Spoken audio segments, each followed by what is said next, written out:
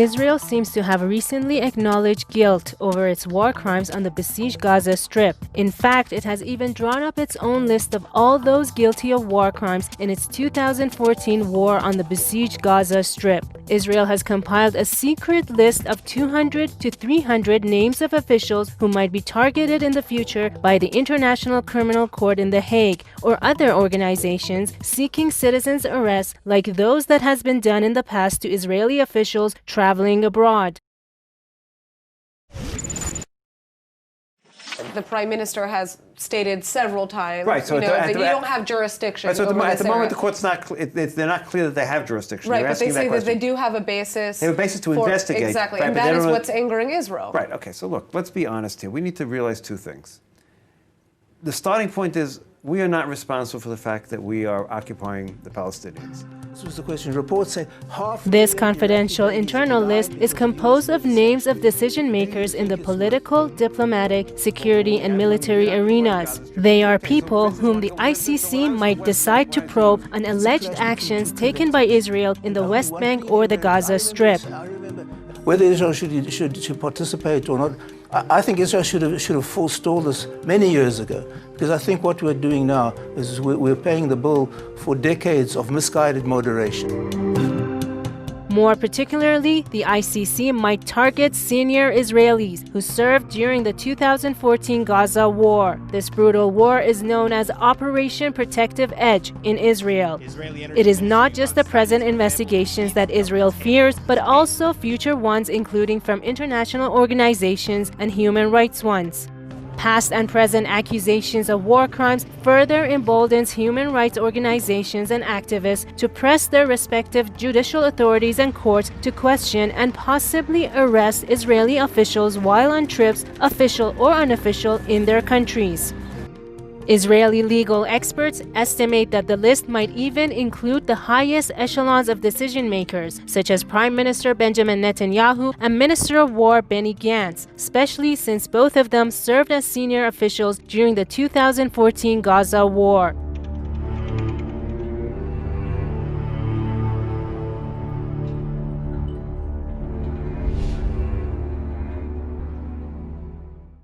At the time, Netanyahu served as premier, while Gantz served as the Israeli army's chief of staff. Current Shin Bet head Nadav Argaman and Mossad chief Yossi Cohen each served in sensitive security positions in 2014 and could also be at risk of being persecuted. Other seniors who might be targeted are current Knesset members, former defense ministers Moshe Yaalon, Avigdor Lieberman, and Naftali Bennett, and current Israeli Army Chief of Staff Aviv Kochavi, who in 2014 was head of military intelligence. The list itself has not been published. Tel Aviv hopes to keep it secret to avoid any impression of admission of guilt. If the ICC charges Israeli officials with war crimes, and if the court issues arrest warrants against Israeli officials, the people on the list would be advised not to travel to certain European countries. It's a complicated situation, especially for the Prime Minister and his cabinet ministers. The International Criminal Court declared last December it would launch a full investigation into alleged war crimes committed in Palestinian territories by Israeli forces. The UN Court's investigation will probe allegations of war crimes and crimes against humanity committed in the wake of the 2014 attack on Gaza. More than 2,250 Palestinians were killed and a further 11,000 were wounded in the July-August 2014 conflict, according to Palestinian and UN estimates. At least 18,000 Palestinian homes were destroyed and 73 medical facilities severely damaged. Even if the court doesn't end up going after Israel, anti-Israel activist groups from the European Union, the UK, and the US vowed to have arrest warrants issued in their countries for those involved in Israel's war crimes against the Palestinians, especially its war on the besieged Gaza Strip in 2014.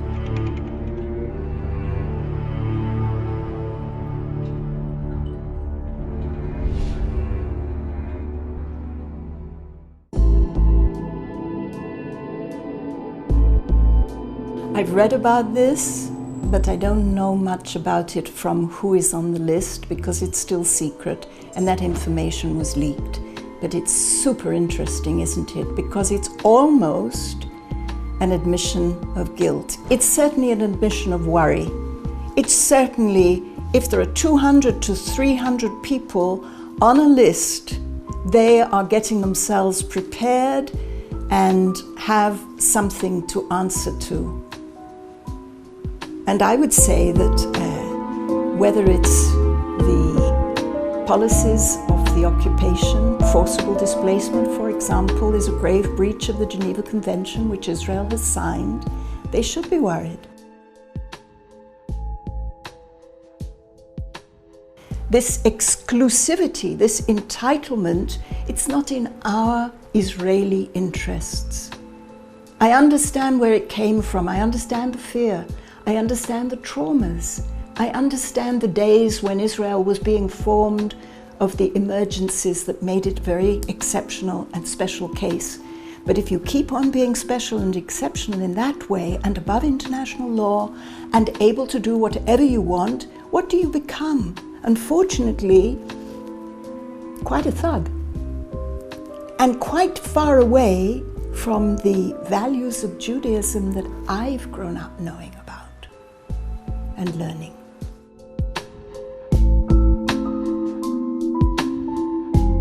I have seen films, I have read books about 1948. I have heard people's testimonies. I find it tragic. I think that much of this is a continuation of the policies of Hitler, a response of traumatized people who felt they had no options, no future, no alternatives, and were refugees, and didn't have enough perspective to understand that they were doing to others what had been done to them, which of course is against Judaism.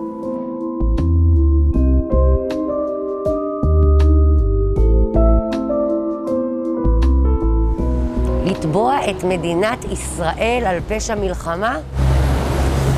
אני חושבת שאם היו נותנים את כל עזה בידיים של ביבי נתניהו, כולם היו מאושרים. לא היינו רואים בטלוויזיה אימהות וילדים שאין להם אוכל.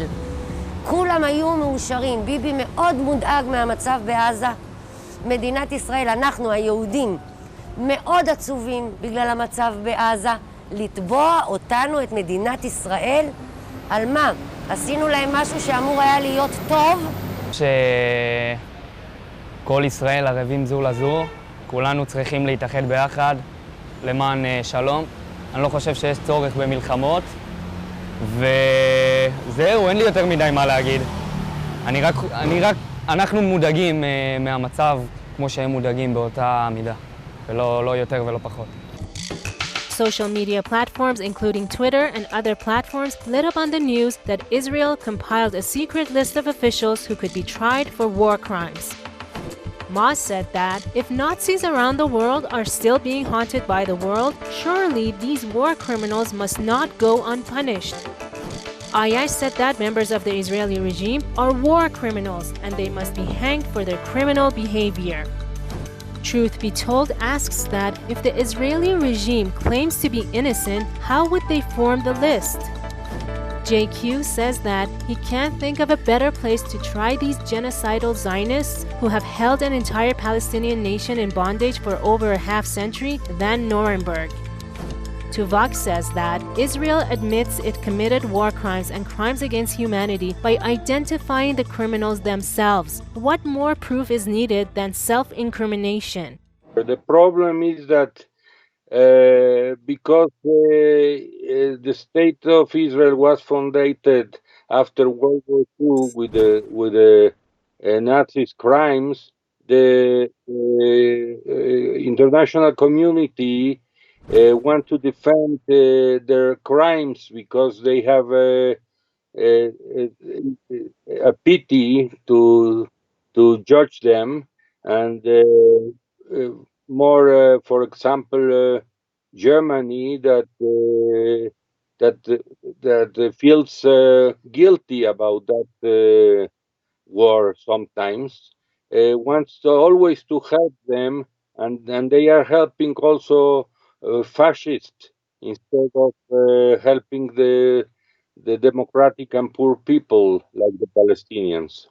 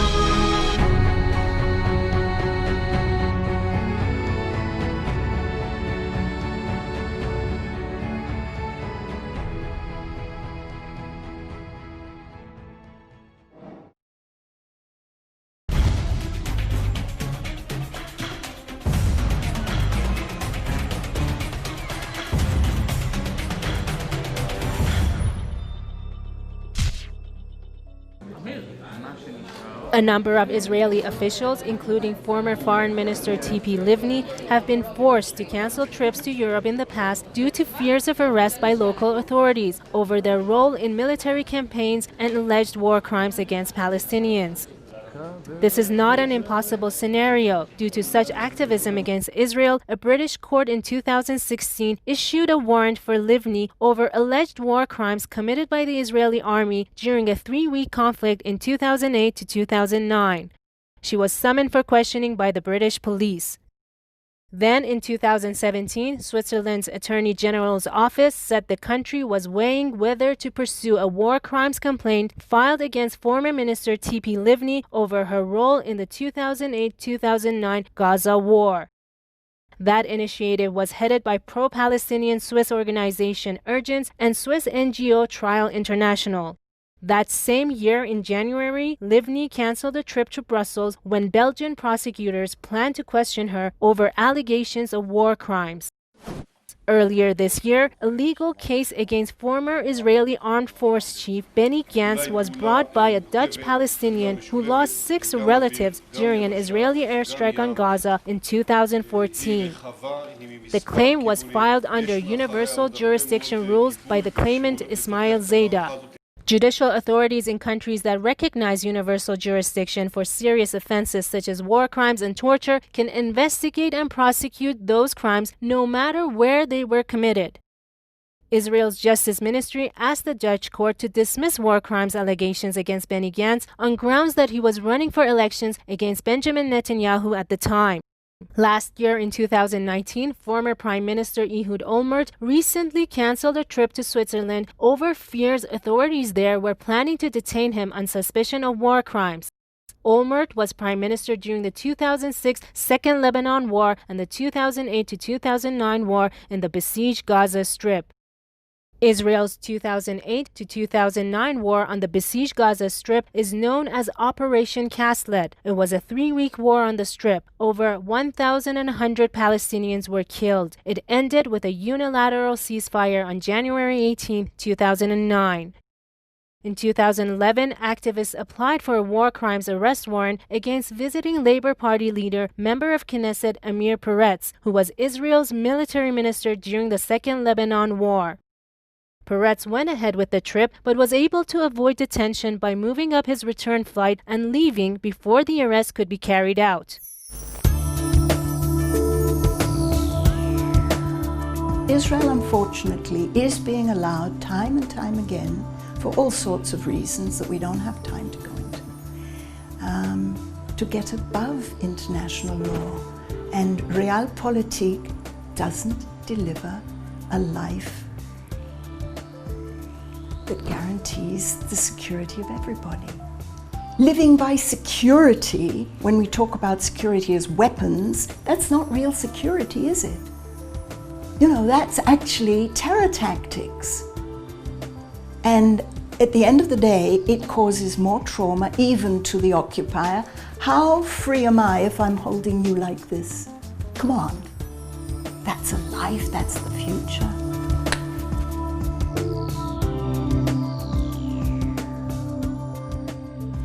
I believe it's because they're scared.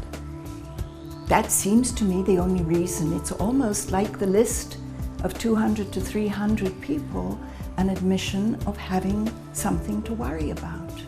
Now, I've read many of the amicus curiae briefs of people who are taking Israel's side, various governments, but they're not talking about the victims. I'm working with the victims. And people need to be able to live normally. They need to know that somebody's going to solve the problem. Yeah, absolutely. And some of those accusations have come from Israelis themselves. Oh, absolutely. And that's why, from my perspective, you have to start to get back to the purity of arms, international law, the rules of law governing war, where it must only be proportional, and therefore something like the Dahia doctrine of bashing the hell out of people so they won't do it again, where all of that has to be under review. Because it's not sustainable. The kids are leaving. And where are they going? Many of them are going back to Germany. This is supposed to be a safe haven for the Jews, and it's probably the most dangerous place in the world for the Jews to be.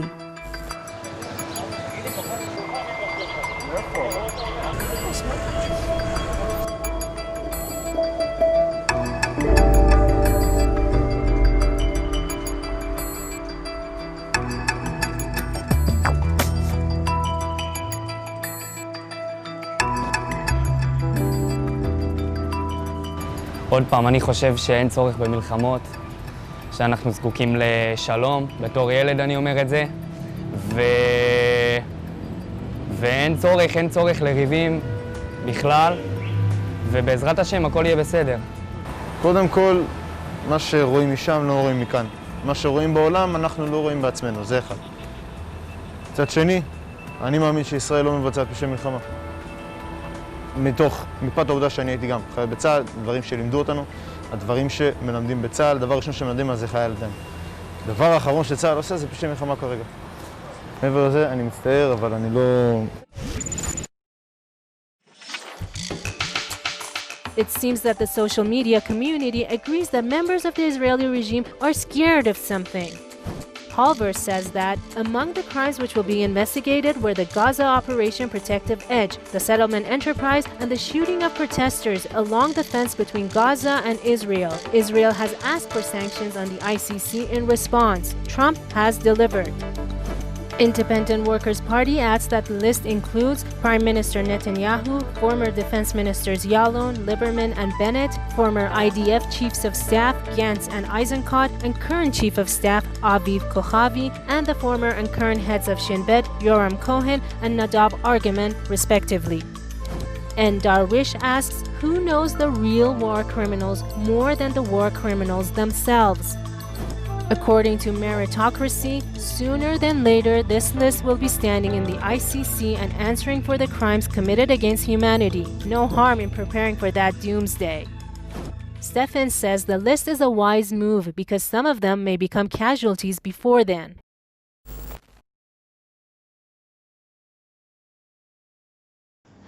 We know that some governments are much more progressive. For example, the Irish government, the South African, many of those in the global South. And while at the same time, those who are regarded as leading the pack, those who are regarded as the most powerful, are also the most protective of Israeli crimes. And this is not new. This had been happening since the very creation of the State of Israel. The criminal state of Israel, which from its very first day violated even the UN resolution, the UN given mandate for its establishment. It violated that on the first day. So, and then you have certain countries, like where I'm based now in Germany, which put the protection of the criminal state of Israel above any other law. This is what's called here the Staatsräson, the reasoning of the state. And this is above any law. And basically, for Germans, post-Nazi Germany, the whole role, the entire role or justification of post-Nazi Germany is to protect Israeli existence and the continuation of that criminal apartheid state, no matter what. And it is very important, no matter what. Blindly supporting that criminal apartheid state that to this day differentiates between what it regards as Übermenschen and Untermenschen. So we should definitely be opposed to a race state that differentiates between people based on their racial and ethnic characteristics. And if any country, it is Germany that should have learned that lesson. These are just some examples of Israeli regime members being targeted by legal means through citizens. Israel's war crimes are historic. They begin even before its inception into the region. On November 1948, a poem known as the Seventh Column, written by Nathan Alterman, an Israeli, was lauded by Prime Minister Ben-Gurion, who even distributed 100,000 copies of it among soldiers. In it, he highlighted the gruesome crimes against Palestinian city dwellers and villagers and the remorseless atmosphere of the Israeli militias and soldiers at the time. The poem records the moral crimes that Israel committed against the Palestinian inhabitants who had resided in Palestine long before 1948. Alterman describes the massacre in Al-Lud or Lida in southeast Tel Aviv, which was perpetrated by the soldiers of the Israeli Yiftach Brigade, and of the expulsion of the inhabitants of Al-Lud. It also describes the brutal killing of the population of Ar-Ramlah, which is a city in central Tel Aviv now known as Ramlah.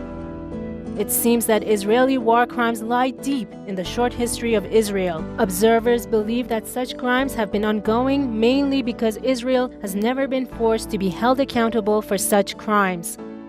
Thus, Israel continues to go unpunished, further emboldening it to continue its historic war crimes against the Palestinian people.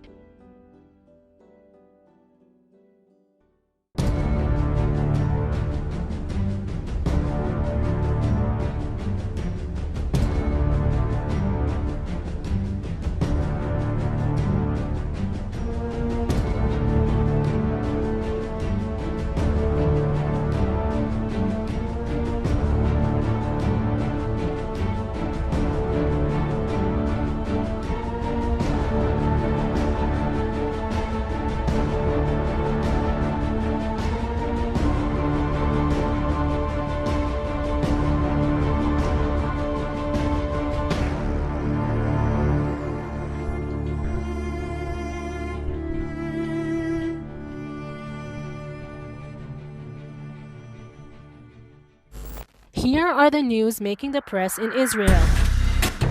Ynet News. Israeli Prime Minister Benjamin Netanyahu said Israel is working to establish direct flights between Tel Aviv and Abu Dhabi, which would fly over Saudi Arabia's territory.